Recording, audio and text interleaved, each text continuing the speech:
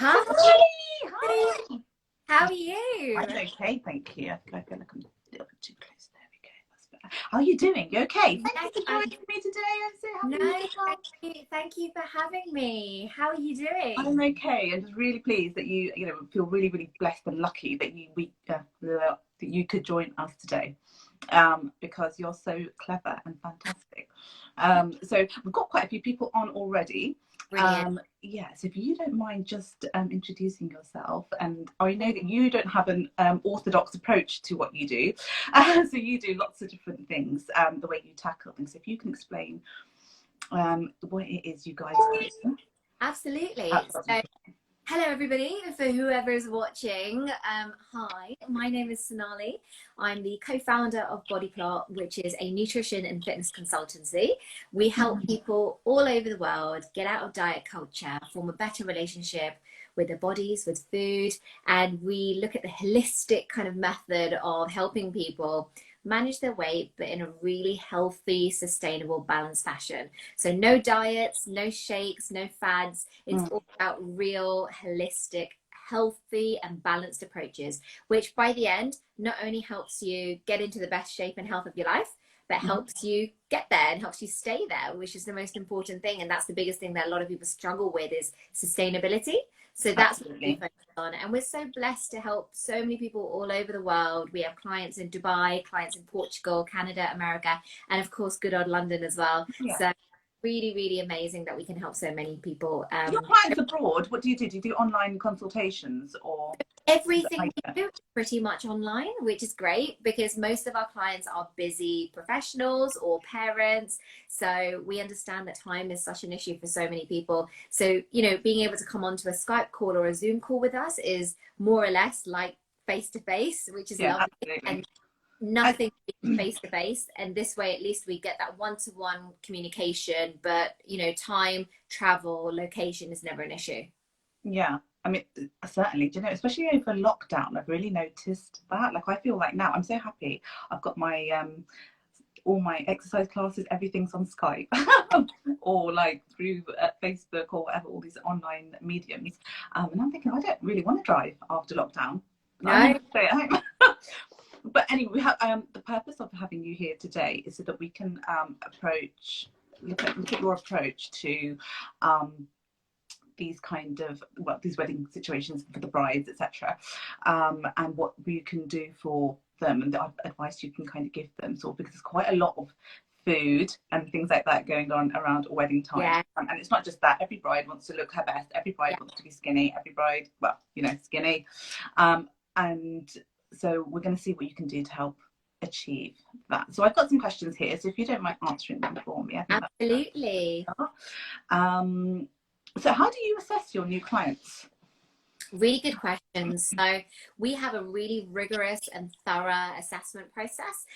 For anyone here who follows me on Instagram, you'll know that every time I pretty much have a new client, I report it on my Instagram. But actually, each consultation takes 2 to 3 hours. So we go through everything from family life to the psychology behind why you are where you are. You do mindset as well, don't you? So most people, when they're going to a nutritionist or whatever, they kind of just look at that one side of things, but you do so much more. So you look at mindset as well as the nutrition. So we look at mindset, personal training as well, exercise. We look at stress levels, we look at sleep, we look at family setup, we look at why are you where you are right now, why is it that you do this, we look at their routine, their lifestyle, their profession. So it's really a holistic process, like I said, and it's a very rigorous 2 to 3 hours. But usually everybody who starts are like, oh my gosh, Sonali, I'm really nervous to start this journey. And by the end of the 2 hours, they're like, wow, I'm so excited, I'm so pumped, I'm so happy that I'm doing this. I wish I'd done this all these years ago. So I've never heard of anybody going at it at all angles, but it's so many things can affect weight loss, which is primarily people's primary goal, isn't it? Okay, so what is your training style? So you kind of covered that with your, you look at your approach. And so then what do you do? Is it that you create a program for people, or how often do you touch base with them? How much hand holding goes on?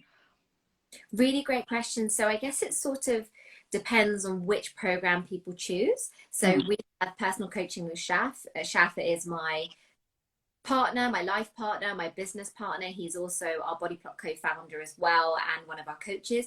So he does a lot of personal coaching, and he does that virtually and one-to-one. At the moment, he's doing social distance run. So that's sort of a different program. So there's a lot of one-to-one contact there.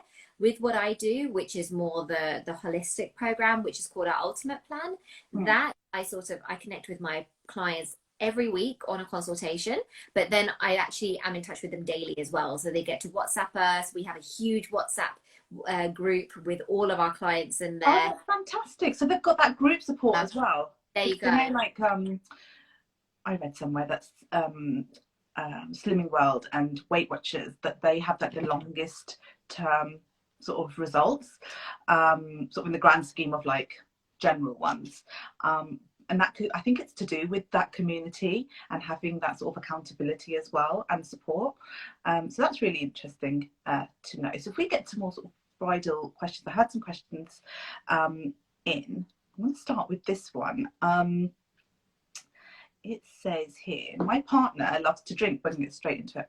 My partner loves to drink. I have a horrible feeling he will be getting quite drunk in the lead up to the wedding, which is really common. Actually, in fact, the amount of guys I see sort of when I go to the hotels and stuff, just like falling into rooms, because obviously we're often there like 3 o'clock in the morning, and you can hear them really rowdy in there. Not just men, actually, must be said. I have a horrible feeling he'll be getting quite drunk in the lead up to the wedding. I'm worried about his energy levels and how switched on he will be on the day. We have a super early start. How can I approach this with him without offending him? Or do you think on the day the adrenaline will kick in and everything will be okay? I don't want to seem like I'm spoiling his fun. Really, really great question. Really great question. Lots of points there, actually. Yeah. So from a health perspective, of course, we don't encourage alcohol. The reason we don't is because they are just extra toxins in your body, first of all, and your body has to work very hard to get rid of these toxins. Most of the people who join our program are there because they want to get healthier. They want to focus on their overall health, and we look beyond weight loss. We're not just, fixated on that scale weight, as you call it. We actually look beyond that. So we look at your overall health, and then the bonus is fat loss or weight gain or whatever your goal is, but that's the bonus. It's a byproduct. The initial goal is to get healthy, and I don't think there's anyone in the world who can say to you that you can get healthy through drinking alcohol. So I think that's the first thing, is that we don't necessarily encourage it. It is also a diuretic. So a diuretic is something that drains the water out of your body. And I think many people already struggle to drink water. So if you are somebody who already struggles to drink water, then chances are the alcohol is not going to be great, because it's going to be draining more water out of the body. But of course, one drink doesn't hurt. And actually, there is a social aspect to it. We recognize that. I think for whoever's asked that question, I think you have a really good heart to heart with your partner, and just maybe come to a bit of an understanding as to what sort of journey he on and what journey are you on.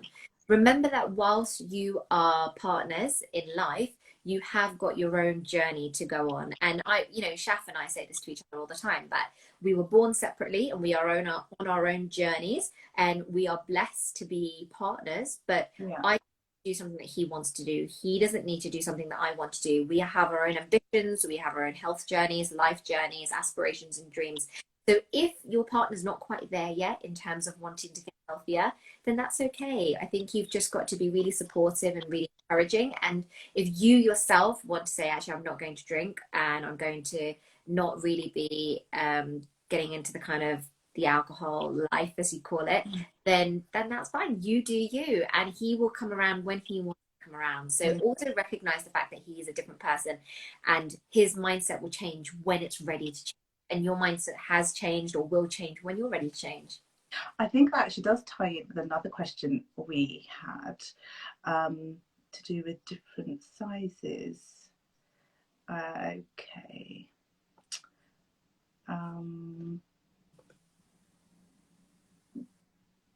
I think it was one question to do with the groom is really big, bulky, sort of like and the bride was really petite. So how do you manage? Because I know you do joint consultations, don't you? So bride and grooms can come to you together and do like a joint program.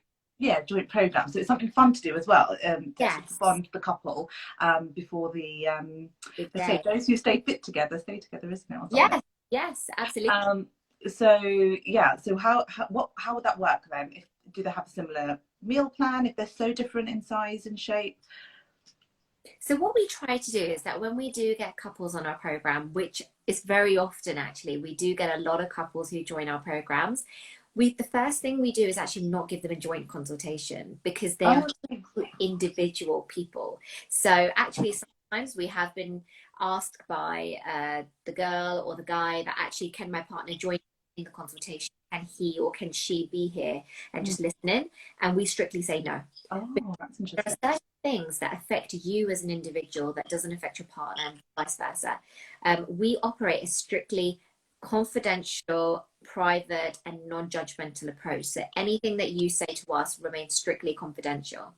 Now, in the case of when we're speaking to you or your partner, there might be things that they want to tell us that maybe they're not quite sure how to tell you. Not because you've done anything wrong, but actually just sometimes you might feel weak. Like the first question we had, you know, she just wanted to Exactly. confide in you and get a bit of advice without Absolutely. and it could be that you have like a drink issue or like hormonal issue or something that you've got fears about. Absolutely. And you know, some people, for example, feel pressure from their partner, not negative, but actually sometimes, you know, their partner can be the most loveliest person in the world, but actually they're under pressure of, I really want to look good for them. I really want to be on that big day looking beautiful in my outfit for them. And that's maybe not something they can disclose in front of their partner. So it's what we do is have separate consultations to start with.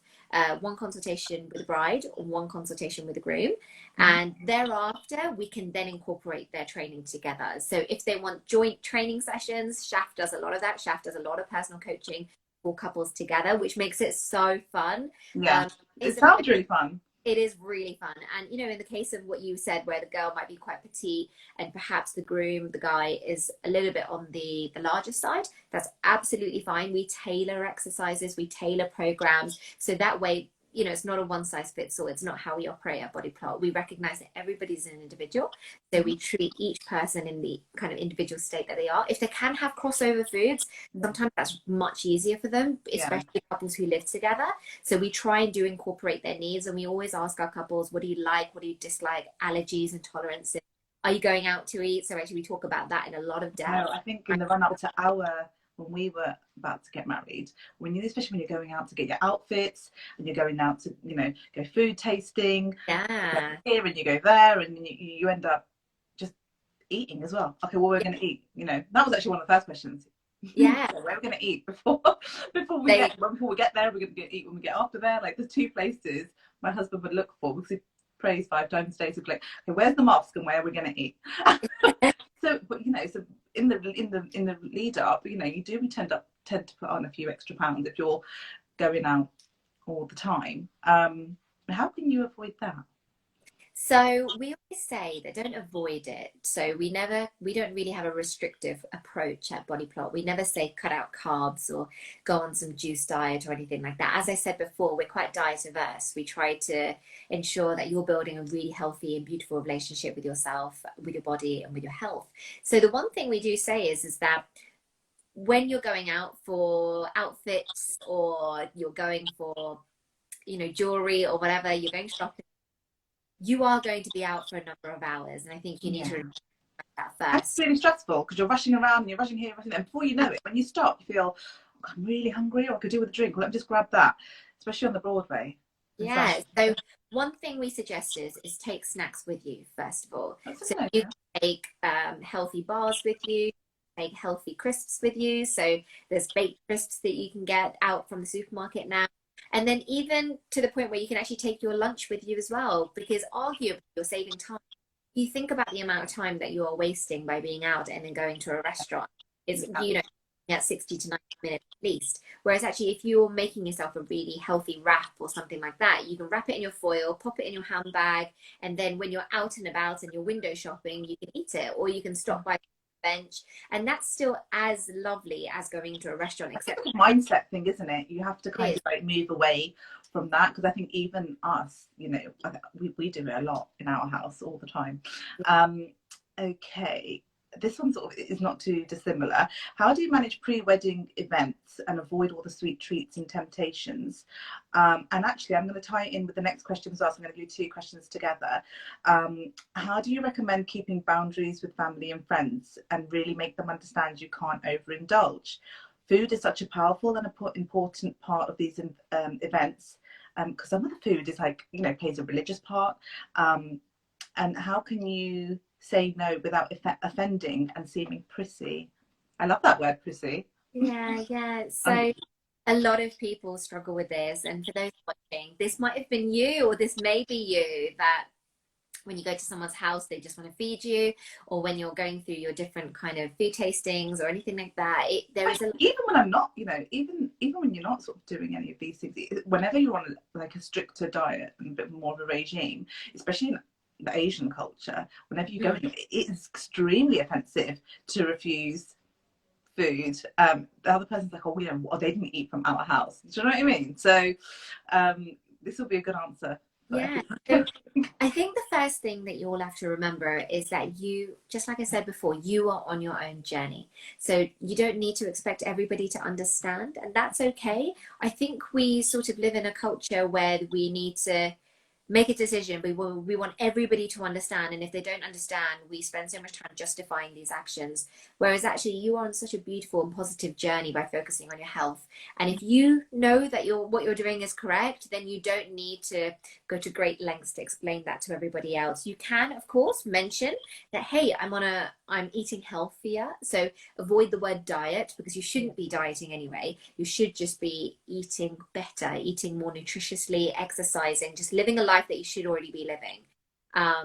So I'm actually just seeing somebody right now saying this was a struggle for me, and I would avoid going to people's houses. So actually I would say don't avoid going to I do that as well. I avoid. So many people do. To because otherwise I find it really hard. Yes. To, even if they don't offer, you know, just to kind of like control myself as well. Even like, you know, coffee meetups with friends and things. I'm like, oh, I don't know, not this week. I can't do that. Yeah. How do you practice that self-control? So two strategies when coming to someone's house. Number one, ask yourself, are they somebody who is quite close to you? So maybe someone you feel quite comfortable with, maybe a really good friend, a cousin, a sister, or brother, or whoever. If it's someone quite close to you, don't hesitate or shy away from asking them. Hey, just pick up the phone. Hi, do you know what you're making today? And just ask a simple question, or pick up WhatsApp, whatever. And if they tell you, hey, guess what, I'm making XYZ, do you feel comfortable enough to actually ask them, oh, actually, would you mind taking out a portion for me and maybe not adding any oil? Or would you mind taking a portion for me and just leaving it to the side before you add the oil, for example? So kind of understand, number one, are you comfortable enough to ask these questions? Suppose they've made all this food, but they've not made a salad. Then actually you can say, hey, that's really lovely. I think what you're making is amazing. Would you mind if I bring something too? Can I contribute a dish? And instead of, you know, you just bringing a small portion, maybe you've made yourself, I don't know, a chickpea curry, but without any oil and without all of the ghee or whatever. Make a massive batch, take it with you, because now it's not just for you, but it's for everybody. People feel like you're sharing. It's not just you. The second strategy is for if you aren't going somewhere that you feel comfortable. So maybe someone's house who you've never been there before, you don't feel comfortable to ask in advance. Then my top strategy is number one, don't head for the food straight away. So be calm, be patient, eat something before you go. So maybe have That's a good idea, to eat before you go. I do find that does help. So you can get something called a protein yogurt, an Arla protein yogurt in the supermarket. It's thick, it's protein heavy. Protein keeps you feeling fuller for longer, which is why I say protein heavy. And often, especially in the Asian culture, a lot of our dinners end up being very carbohydrate heavy. Remember, carbohydrates aren't bad for you, okay? The carbohydrates are very good, but you know it's going to lack a bit of protein. So maybe having that protein yogurt before.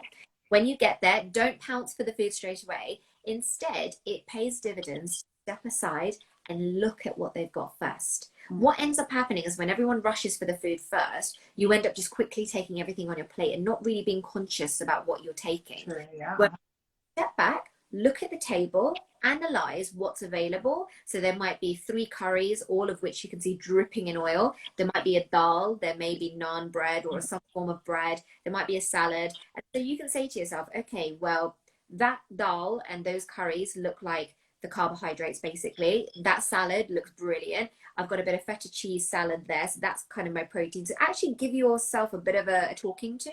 Yeah. And slowly go, take a small plate rather than a large plate. You really need to be educated, start to educate yourself on what the right foods are going to be. Absolutely. Before you go as well. But Often I look and I can't tell. Yeah. Whereas my husband, he's very health conscious. Yes. So he can say, oh, Sophie, that's going to be around about him. He can even guess the calories. Like, he's that Yes. good. And Yeah. I'm like, shush, I want it. I don't want to hear you telling me. Yeah, so that's why it really pays to come to somebody, a company like ours, where we can help you with their education. And all of our clients feel very school now as well. Yeah. So So I think because people are children. To go to people's houses now, they find it really beneficial that they've come to us and they feel very comfortable now going to people's houses because they've gained that education. But just coming back to what I was saying, actually understanding what a balanced plate looks like, and then slowly going later on, taking that small plate, piling on loads of salad, put a bit of dal over it, maybe get some raita. Raita is obviously, for those who are vegan, then not the right, but if you aren't vegan, then putting on a bit of raita is your protein, and then walking away.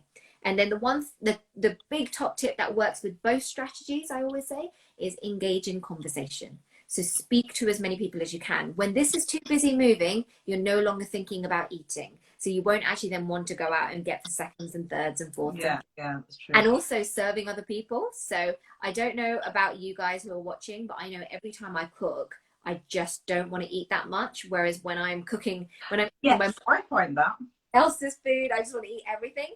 So actually, when you're serving people, psychologically... So many times, actually, after I finished cooking, I thought, I'm not even hungry anymore. Yes.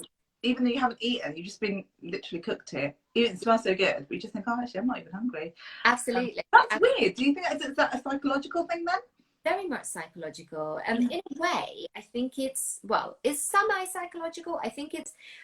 scientifically, it's also got to do with some of the smells of the food. The smell actually targeting the part of your brain which is associated with the consumption.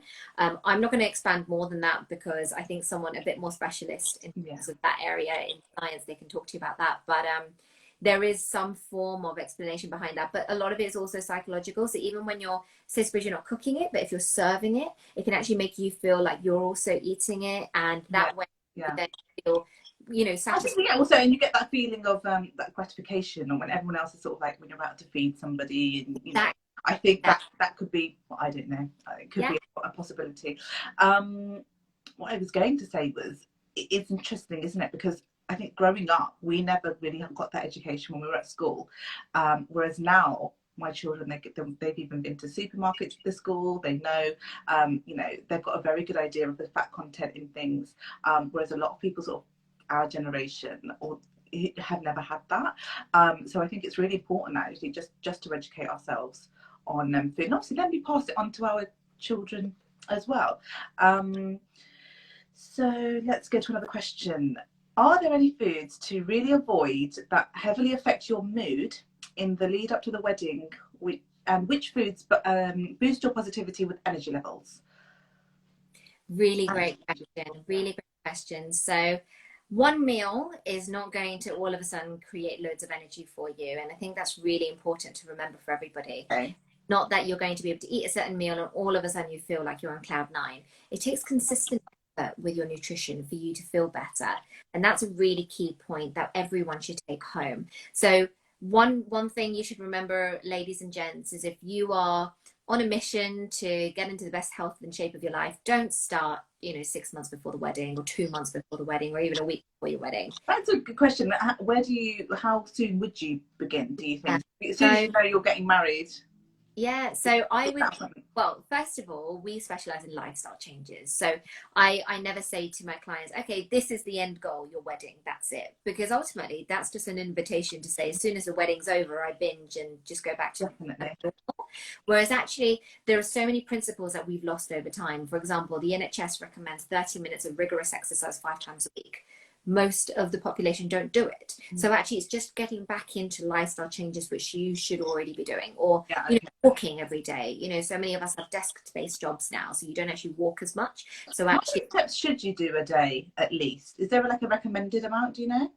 unfortunately, not. A lot of people apply this kind of 10,000 step rule. Yeah, I'm sure I read that. It's just a lot of steps to me. So 10,000 is that much. I rack up 20,000 at least every You're single day. always walking. I see on your story. I I'm like, where are you going? am. I'm always walking. But what I say is that 10,000 is actually not scientifically backed. So 10,000 steps was actually formed from a Japanese marketing ploy. It was ad years ago in I think Wow. and that's where it's kind of cropped up from. So there is no scientific backed evidence with the whole 10,000 step rule. But what we like to say is that's a good benchmark. If you can aim for 10,000, it's a lovely benchmark. And then if you end up doing more, that's fantastic. But I think your original question, going back to it, was what foods give you energy? Affect your mood, yeah. Yeah. Which So to avoid and which ones actually to encourage. So, So obviously, number one, try and get back with healthy lifestyle changes straight away. So try not to wait a couple of months or 2 weeks before the wedding. Try and, start these lifestyle changes from now, and also try and embed them in your lifestyle so that you carry them on post-wedding, because there is absolutely no point in just doing this for that one day. Health is for life. And if you want to be not just the most beautiful groom or bride, but you actually want to feel beautiful inside and out for the rest of your life, then it's important to do it as a lifestyle change. In terms of then looking at the nitty-gritties of nutrition, the few things that I can recommend is number one, create a balanced plate. So particularly looking at a combination of carbs, proteins, and fats, but looking at healthier forms of each of them. So for example, in your carbohydrates, going for more complex carbohydrates, which give you loads of energy rather refined carbohydrates. So complex carbohydrates are effectively your lentils, your legumes, your vegetables, oats, bulgur wheat, those sorts bread. of things. Yeah. Whereas when you look at refined carbohydrates, these are things like your sweets, ice creams, white bread, white rice, all of these sorts of highly processed or highly sugar foods, croissants, pain au chocolats, those quick snacks, which aren't actually going to give you any energy whatsoever. They kind of spike your blood sugar level and it comes crashing down quite quickly. So you want to go for more complex carbohydrates. Then actually when you come down, that's what makes you go for it again. And then it's like a lot vicious of circle, people who are working tend to feel a kind of slump at 3, 4, 5 o'clock. That slump is created by all the refined carbohydrates you are consuming. And like I said, it really skyrockets and then it comes crashing down, leaving you to feel quite tired. So that's the first thing, carbohydrates, looking at the complex and high fiber forms of carbohydrates, because fiber keeps you feeling fuller for longer.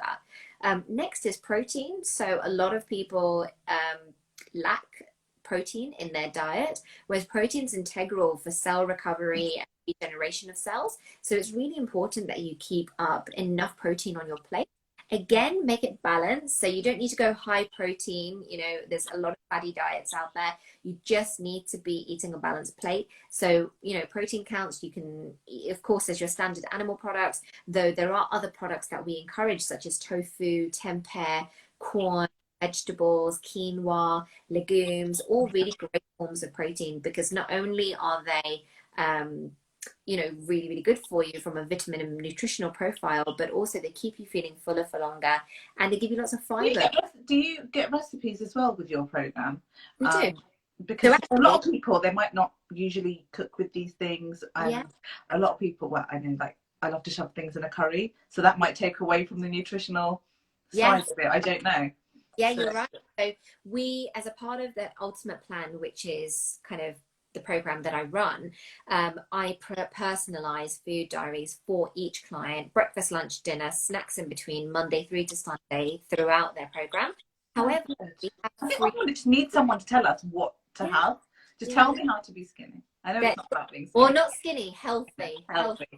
But We have loads of free material on our Instagram page. We have free recipes on our website. We have free recipes on YouTube. So if you're struggling with recipes and knowing how to cook, what to cook, combinations of foods, please feel free to pop on our YouTube, come onto our Instagram page, come onto our Facebook page, or even our website, bodyplot.co.uk. There's so much content there, actually. Loads of recipes, yeah.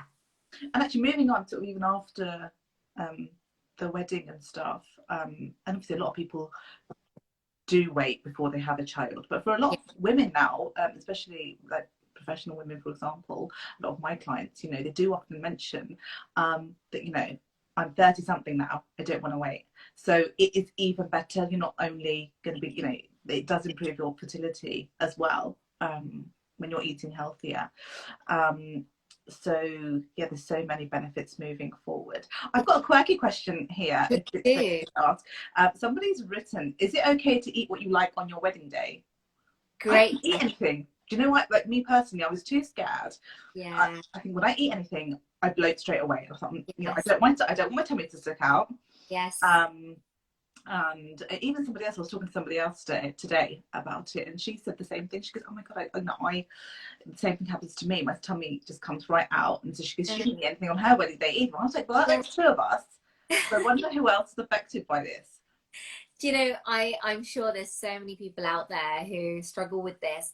One thing I would say, everybody, is that whilst I encourage a healthy and balanced lifestyle in all respects, there are times where I wouldn't even recommend just thinking about your nutrition, and your wedding day is one of those days, right?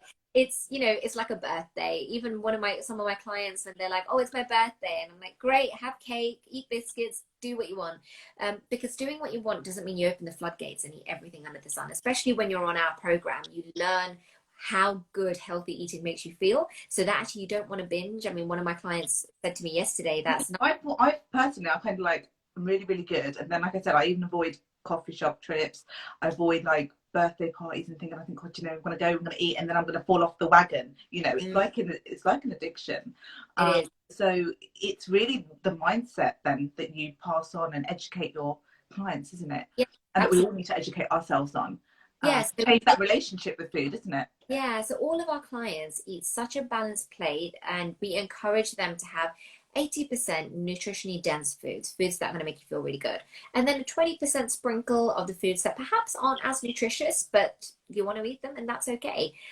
So, you know, for example, one of my clients back in Easter, she said, "Sonali, my neighbors made me Easter cupcakes. Can I have a cupcake?" Yes, go for it. Have a cupcake. Because this means she's not doing this restriction binge. She's not doing that. Instead, she's eating a really balanced diet, and then she had a cupcake and she enjoyed it. She didn't then feel like, "Oh, I need to have 10. Why? Because she didn't restrict herself in the first place. So coming back to this is that if you are leading a very balanced lifestyle, then you won't actually get to an event where you go, "Oh my gosh, give me everything." And even on your wedding day, you won't approach it that way. You won't be like, "Oh my gosh, give me everything under the sun." But equally, girls and guys, do remember that it's your wedding day and you have planned this beautiful, beautiful celebration, and you have creatively come up with this delicious menu. You should taste it. You should have it. You should be able to eat it. It's not just for your guests. It's your big day, so you have it. And, you know, you don't then need to wake up in the morning and feel like you need to do some kind of crash diet, some cabbage soup thing. Or do you know why certain foods do just make you just bloat just like that? Because I think that is the big fear, that if they eat anything, especially before, and even the amount of brides that no, I can't have any breakfast. No, you know, and often, especially in the hotels, you get that big tray of like pastries and everything, like the continental, and you know, it just gets left on the side and I think, oh, don't mind one of those. But the brides are avoiding it like the plague. But they need energy. It's really important. Yeah. So I don't agree with any bride or groom starving themselves before their big day. You need the energy to get through that day. Do you want to have a good day? I think that's the important thing you need to ask yourself is, if you want to have a good day, which I'm sure you do, then don't starve yourself. Actually, say to yourself, "I'm going to have a really nutritious breakfast," or "I'm going to have a really nutritious plate." So I had my engagement ceremony last year in July. And in the morning, when my sister was doing my makeup and all of that, I had my smoothie in the morning. And my smoothie comprised of powder, which was made from soybeans. So that was my protein. berries in there, which was my carbohydrates, my vitamins and minerals, and then I had some milk and some chia seeds, which was my fats. Really balanced. And I think it's kind of psychological that people. And is it filling then? Very filling, very filling. I mean, I was getting my makeup done at about 8 o'clock, and I was still full at 2 o'clock. So you know, all those days there. And that's the key benefit of eating a balanced diet, is that you do feel fuller for longer.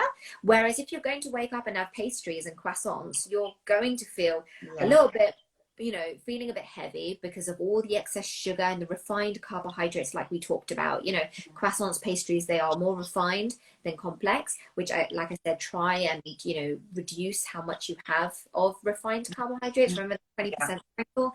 But, you know, if you're having a really great balanced meal in the morning, then there's no reason why you can't, and you shouldn't bloat up either.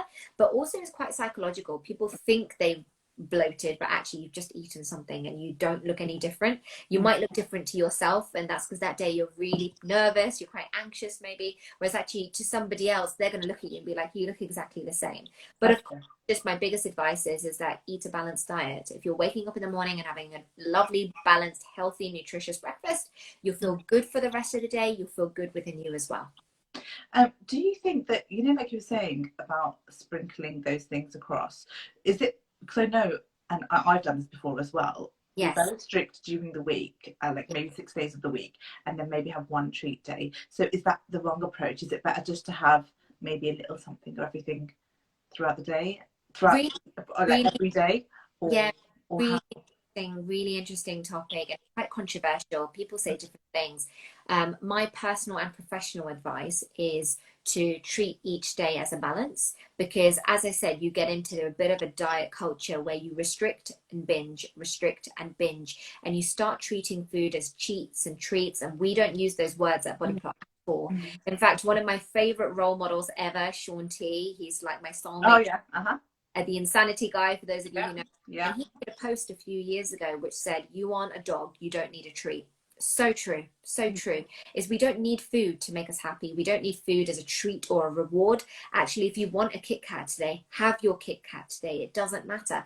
But then that doesn't mean you have 10 Kit Kats, and actually you can wake up tomorrow morning just carrying on the day. I think when you have the mindset that, oh, well, no, tomorrow I'm going to be good, you think, well, because tomorrow I'm going to be good, I better have everything today. But if you know tomorrow and the day after you can have a Kit Kat, and you can still have a Kit Kat, then maybe you're not going to. So again, it's that relationship, isn't it, with food? That's fine. And not associating the words even good and bad.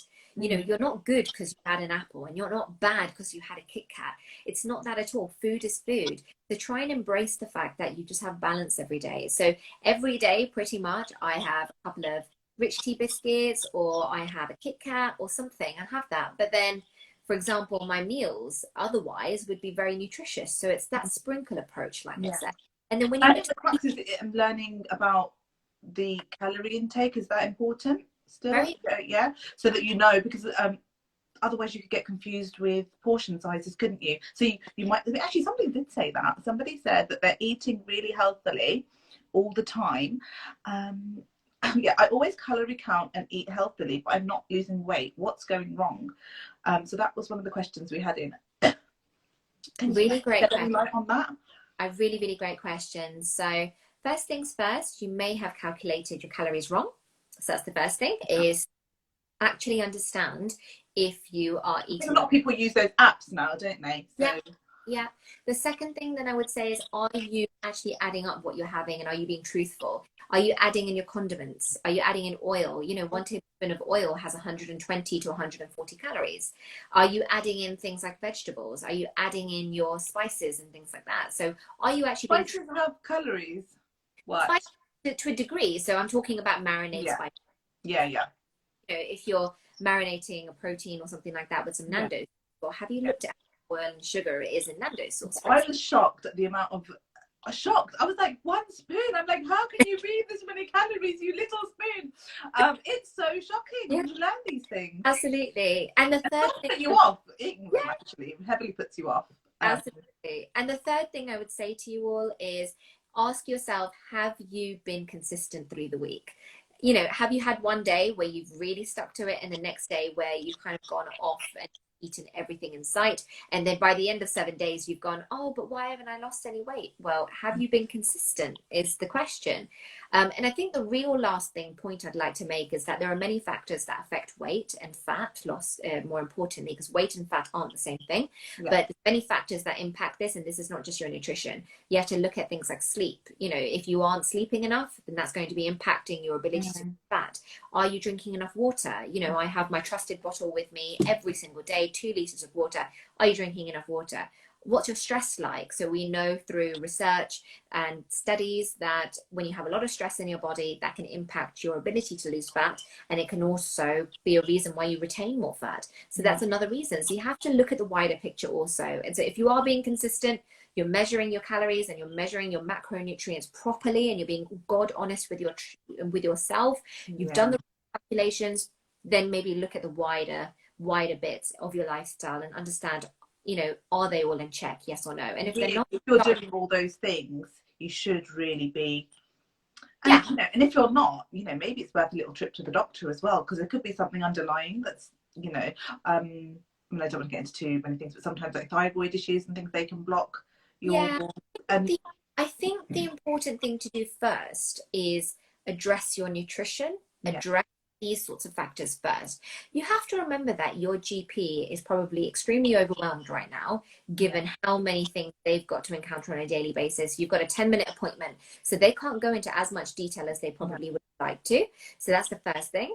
The second thing is that most things you can actually target naturally. So actually focusing on your food, focusing on your exercise, sleep, stress, all of these bits. I always say, this is the only time I say don't be lazy, is don't be lazy in relying on your GP to fix your problems. This is your health, take ownership. So look at these natural things first before going to your GP, because chances are that it is one of these things and it's not something more sinister and severe. The last thing to note is that your GP in a medical degree, they only get taught 2 weeks of nutrition. So GPs aren't very well equipped when it comes to nutrition unless they've taken a specialized course or they've done a master's or something like that, which not all doctors have an inclination for. So I think it's really important to not go that far. So for example, a client of mine 3 years ago said to me, Sonali, I'm always tired. I have no energy. Every single day when I'm at work, I go into a toilet cubicle and I have a nap for 15 minutes in the middle of the day. Shattered. That is shocking. And so she, like many others, took the stance to go to her GP, and her GP said, because your parent and your grandparent both have diabetes, you have a predisposition to also get diabetes, and therefore you're feeling tired because of this genetic predisposition for diabetes. So he was going to put her on some medication and was also going to escalate her case onto further departments in the hospital. What a shocking statement to make, that you go, you know, nap in the toilets at work. That is some level of exhaustion. Absolutely. But before she did that, something inside of her said, wait, let's speak to Body Plot first. So she came to us, and within a week of sorting out everything I've just mentioned, so nutrition, exercise, sleep, stress, routine, lifestyle, mindset, within a week, she was no longer sleeping in her cubicle. She called me 7 days later and said, Sonali, guess what? I've actually gone through my day feeling more energetic than I have done in years. And this is without any kind of medication. This is without surgeries. Life-changing, isn't it? You're not using NHS budget. And quite frankly, your GP wouldn't have known that because they don't know enough about nutrition sometimes. And also a 10-minute appointment, I mean, how much can they talk to you about your life? Absolutely, gosh. So that's why I always say, take ownership of who you are. Chances are, if you sort these things out, you'll feel better. If you don't, then there is definitely a place for your GP. Then you go to your GP and speak to them, and they can obviously help you and guide you in the way that they specialize. Okay, well, I've got this question actually about when should I get my last dress fitting? I'm really worried it'll either be too big or too small. How many inches can I expect to lose in the last 2 or 3 weeks before the wedding? Why are you laughing? So it's a good question. It's unfortunately one that's far too tailored. So it's actually such an individual question. It's unfortunately not something I can actually answer. But I guess I would say is try and get your I suppose the bigger you are and the stricter you're being, stricter, another one of those wrong words, but if could you base it on how much you've been losing, or do you expect to start to lose less, or you just really can't guess? So, so many people think that, you know, people look at things like plateau and all of those sorts of things. Yeah. Actually, there's, for us, at least at Body Plot, we never encounter plateaus because we're always getting our clients moving. We're always kind of paying such close, tailored attention to their journeys. So it's not something we ever really experience, that plateau period. One piece of advice I would give is try and do your dress fitting as late as possible. Some of your dress fitters will be very, very understanding. So, you know, And your dress fitters will be very experienced as well. So maybe that's a question actually for them, because they'll yeah, let you know because they see it fine. but you know, remember, like I say time and time again, everyone's journey is different. You might experience, you know, that you're losing fat really, really well, consistently, gradually, but then, you know, towards the last 3 weeks of your wedding, you're actually so stressed out, you're not actually losing as much. So that stress is kind of getting in the way, hence you may not see that big jump. For others, they do see it. So, you know, it's a case by case basis. Will you tell us a little bit more about your training? Because I know you do personal training as well, don't you? So what types do you do? Because we haven't really covered that, and we've only got nearly 10 minutes left. Like, yeah, I know. I still got some questions here, but I thought we can, if we talk a little bit about that, that'll be nice for people to know. Sure. So Shaf is our head personal trainer, and he coaches people along with their style. So as I said, it's such an individual kind of journey that we take our clients through, and we definitely don't have a cookie cutter plan, if you like. So, you know, we have a thorough consultation. So Shaf will have that consultation with his clients, and he will understand their training styles, their likes, their dislikes. So some people love boxing, so he'll do boxing with them. For some people, they love cardio, they love weightlifting, they love climbing tricks. That's really good to know. So it's going to be stuff that you're going to want to do, because the worst thing is people like, you think, oh God, I've got to go again. You know, I have to see them again. You know, so yeah, that's really good to know that it's going to be something they're going to enjoy. And again, you can do it with your partner as well. Yes, you can. And so it says here, how will you track the progress? So do you do like, how does that work? Really great question again. So we track through, you know, a few different methods. So our least favorite is the scale weight. We don't really pay much attention. Really? That's so surprising. I would have thought that's like the first thing. That's how most people track their weight, isn't it? They do. They do. And this is why we always say, go to someone qualified, go to someone who has years of experience in helping you the way you need to be helped. So Body Plot's been around for almost 8 years. So we have had so much experience with a plethora of clients, all with different backgrounds. So scale weight is really not something we like to focus on, because scale weight isn't fat loss. So scale weight is actually impacted by hormones, by bowel movement or lack of, urine, how much you've eaten, how tired, how much you've slept, your period, so your menstrual cycle. There are so many factors that affect your weight. Therefore, weight does not equal fat. They're not the same thing. It's saying, I have 2 cakes. They both weigh 1 kilo, but this cake has, you know, 20% butter, 20% flour, and 60% eggs. I know that's a really rubbish, but you know, whereas in this cake, actually, you've got 20% flour, 20% eggs, and 60% butter. So it's composition that we're looking at. So what we instead like looking at is 3 other things. So number 1, your measurements. So actually body measurement, because that shows us actual inches and centimeters that come off. The second, and my most favorite, is progress photos. So you'll see a lot of progress photos. Yeah, I have seen lots. They are incredible. They're really like shocking. They are phenomenal. They are absolutely phenomenal. And nothing speaks like a photo. You look at yourself in the mirror every single day, so you're not going to see the changes that you're making. Whereas actually taking a really good photo from the front, from the side, and from the back on a clear background, eye level, so no selfies in a mirror, that's actually going to give you true indications of your progress. And then putting in pictures from week 1 to week 4, week 1 to week 8, you know, having those kind of milestones to set yourself is brilliant. And then the third thing is we track you through your individual goals. So we always do qualitative goal setting with our clients. So qualitative goal setting is nothing to do with the scales. So we look at things like dress sizes, or how long have you planked for? What's your energy level like, and how much have you stretched your energy?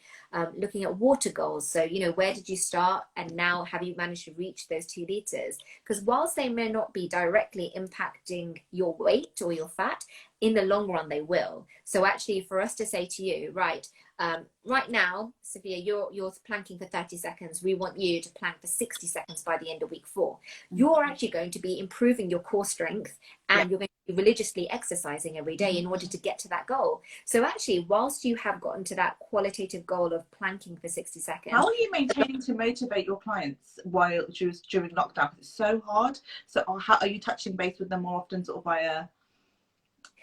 We talk to, as I mentioned earlier in the call, we talk to our clients almost every day. We have a body WhatsApp group, like I said, and then they have access to us directly over WhatsApp as well. And then we have that weekly consultation. And I think that's one of amazing about Body Plot, is that they find us really motivating. Shaf and I have both gone on our own personal journey, health journeys as well. So we can actually relate to our clients from and not just a scientific point of view, but we can relate to them emotionally. Exactly. So, they do find us extremely motivating, and, it's, this whole, what we do is not work for us. It's our passion. And when we can see that, that happiness, that confidence coming out in our clients, it just makes you are just bursting with energy, aren't you? Actually, you're just like a little bubble of energy. It's so endearing. And that's what really that a lot.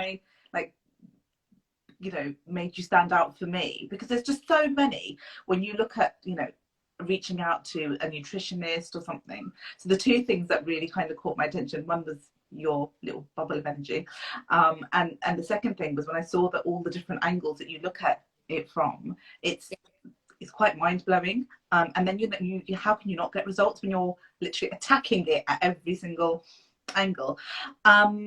One last question before we have to go, I think. We are going to ask this one. A lot of brides start to feel really anxious on the day, and especially just before making their entrance. What can you advise so they can be more relaxed and really enjoy every moment?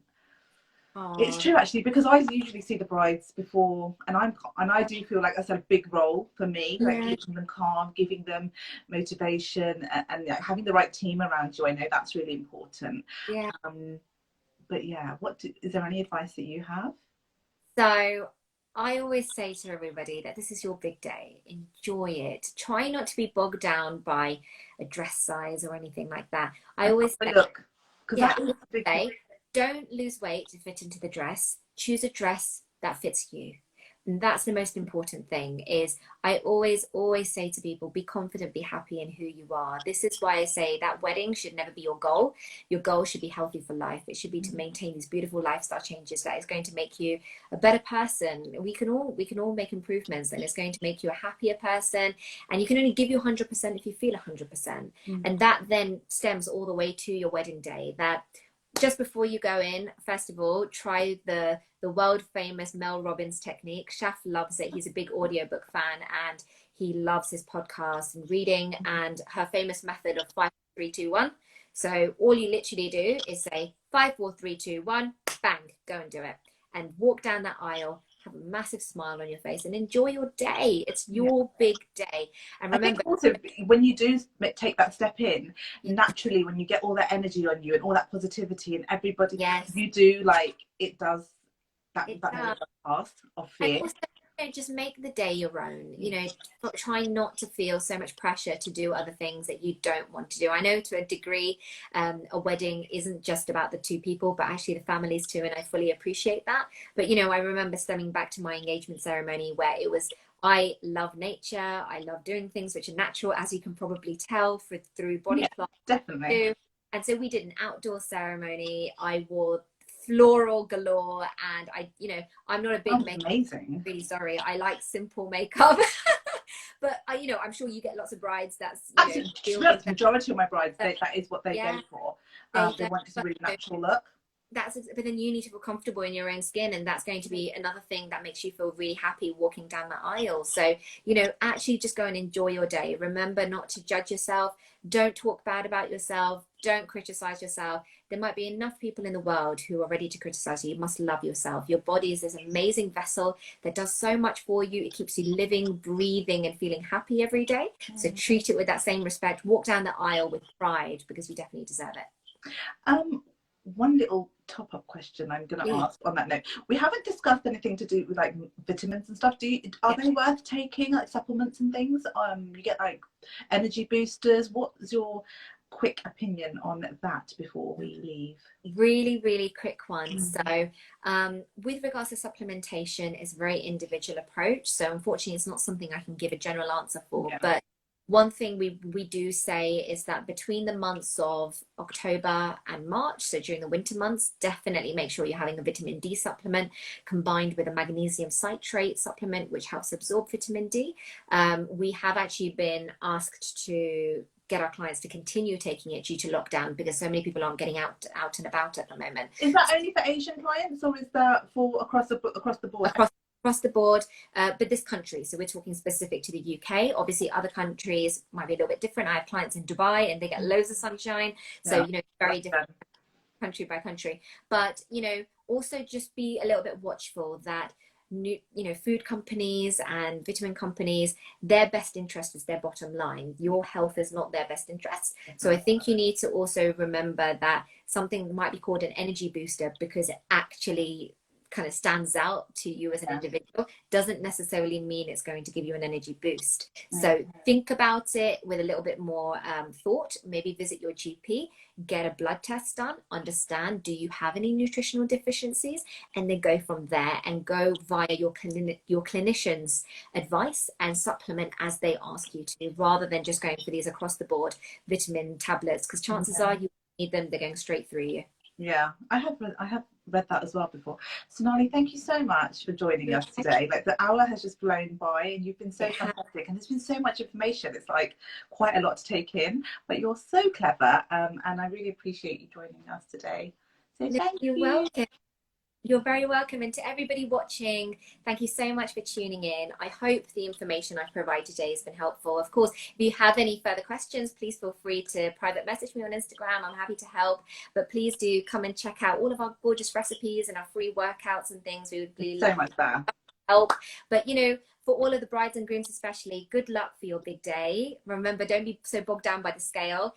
Go how you feel. Remember, let the dress fit you. You don't need to fit into a dress. Have a good time, relax, and remember that this day is special for you, so you deserve it. Go and have a good time. Thank you so much. Thank you guys for joining us today, and we shall see you again next week. Thank you, Sonali. I'm gonna see you later. Bye. Bye, guys.